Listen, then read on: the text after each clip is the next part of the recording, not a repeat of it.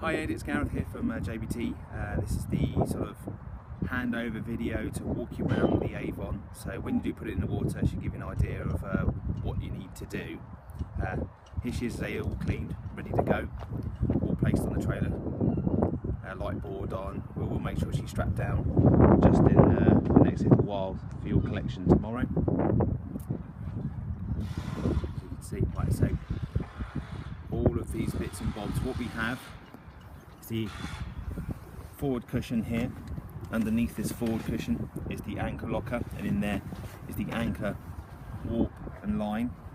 There will be two lines with the boat which allow you to moor and tie up. You do have this follower here for the anchor.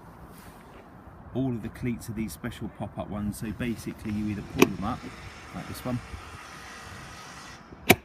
and then you put your rope through the middle hole here, back through and then over and secure.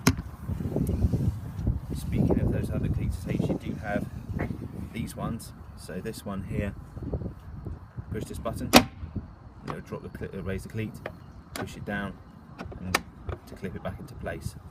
You've got your fishing rod holders either side, caps just come off like so, and they're tilted towards the aft to allow the ends of the rods to angle past the back of the boat.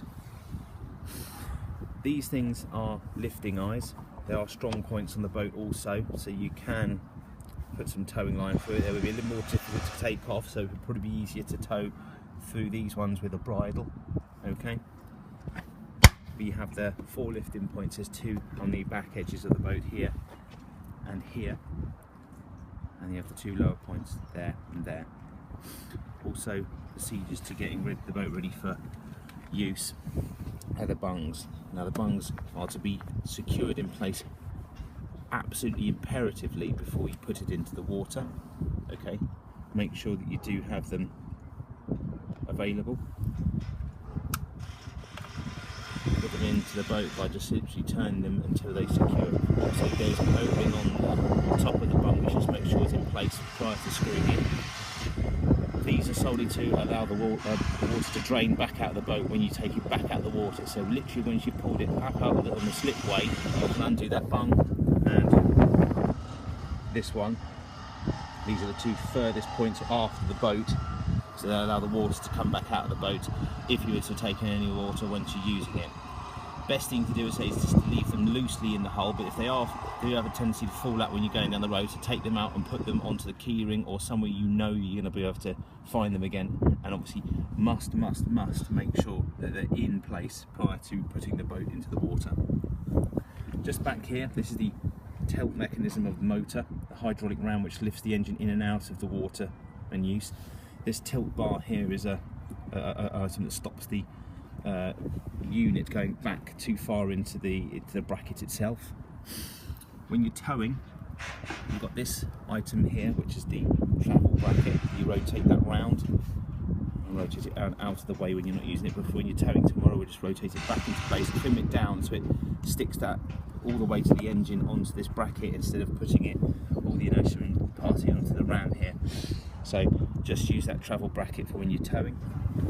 Okay, it's just the propeller and general bottom of the engine here. These are the water intakes. If you do ever want to run the boat on muffs, then the muffs with things go over here with the round circles going over here, so it feeds water into this. So when you start the engine, the water pump, which is located in here, can draw the water and send it towards the head for cooling the engine. This item here is the outboard bolt lock, which will prevent anyone removing all the bolts, like this one down here, and removing the engine. Just round the back here quickly. This is the steering cable. Obviously just ensure that it's got plenty of lubrication, especially if you're going to leave it for a little while. That just makes sure the steering will work properly. And then this is the fuel pipe connector, so you don't have to worry too much about that one. It's the other cleat and the other rod holder. So, just getting the boat ready for use. We've got the keys on that side, so I'll go and grab those. Okay. underneath the jockey or the main seat here, you lift this up. Down here is the isolator switch, and you can see it says off and on. At the moment we're nice and on, so I believe, let me just double check, hold on a second.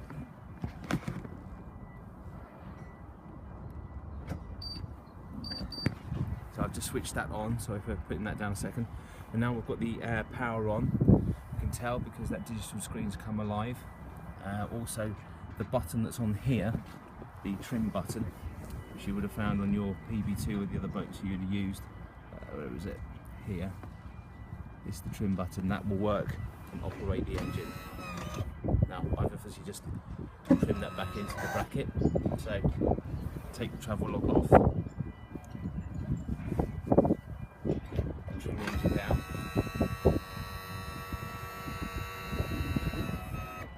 Now,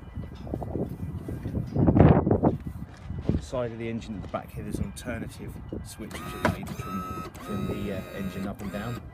Okay, do be careful. Like I've just been there, I've just touched that light board arm, so you just be careful to touch the light board. So be careful you haven't got that too much into the way. So make sure that's out of the way when you're plopping it in the water. Now we've got that up and running, I can switch the navigation on. That's coming up and running now.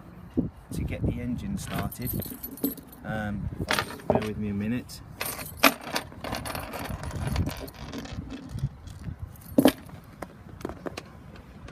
Fundamental safety thing about the engine is the kill cord.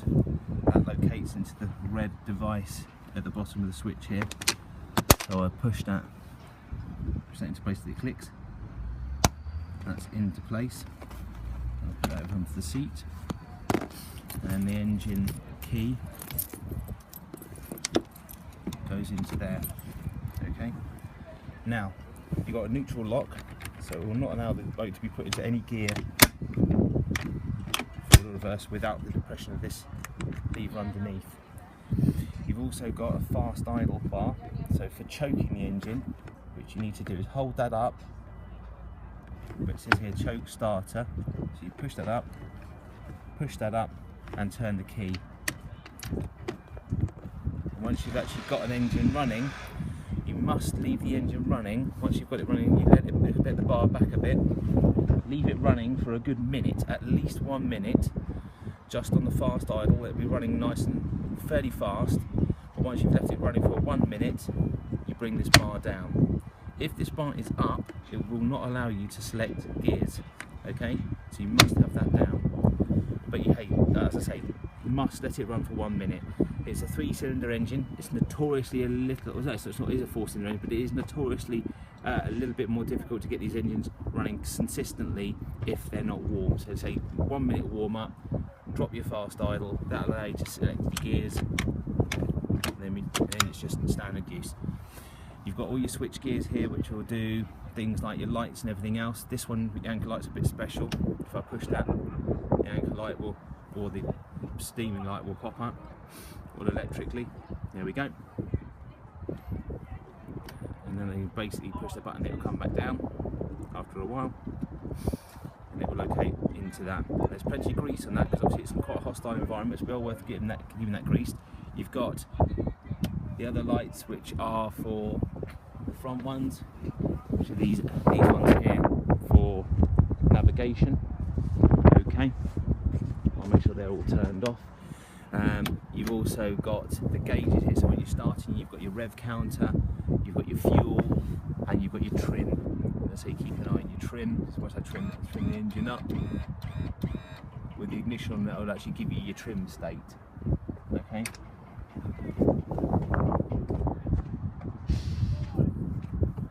Over here, which is the navigation, when you've booted up it'll come up with this menu selection. So you've got charts, sonar, frequently used, or combinations. If you select combinations, just select combination 1 for instance, it will give you your map, and then also on the bottom here your depth and your fish finding. Okay, now if you ever need to go back to say your standard menus, if you go to home, you can just use that. You can actually, if you're going to go more fish finding when you are fishing, select just your sonar, traditional, and it'll give you more of a larger screen, so if you're fish finding, it might give you a bit more of a chance to find out where the fish are.